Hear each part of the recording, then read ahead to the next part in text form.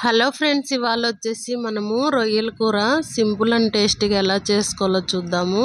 ముందుగా బాండీలో 2 table spoon oil heat చేసుకోవాలి.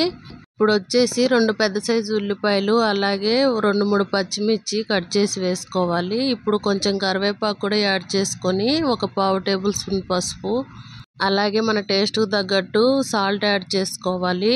ఇలా బాగా ఫ్రై అయిపోయిన తర్వాత టమోటాలు వచ్చేసి ఒక 3 యాడ్ చేసుకున్నాను నేను కట్ చేసి.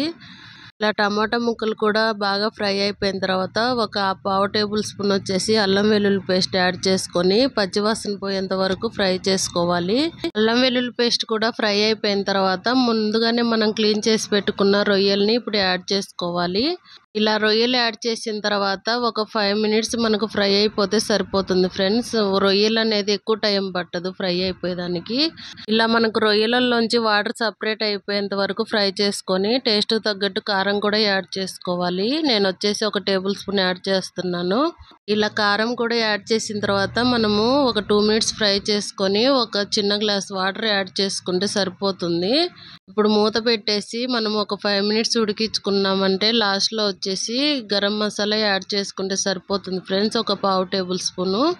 చూడండి, ఇలా వాటర్ అన్ని ఇంకిపోయిన తర్వాత మనం వచ్చేసి లాస్ట్‌లో కొత్తిమీర చల్లేసుకున్నామంటే మనకు సింపుల్ అనే టేస్టీ రొయ్యల కర్రీ రెడీ అయిపోయినట్లే.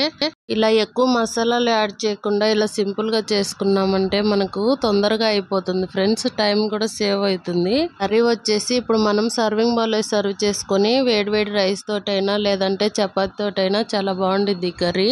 మీరు కూడా తప్పకుండా ఒకసారి ట్రై చేసి మీకు ఎలా వచ్చిందో నాకు కామెంట్ రూపంలో తెలపండి. మీకు ఈ వీడియో నచ్చితే ఒక లైక్ చేయండి friends. Thank you for watching.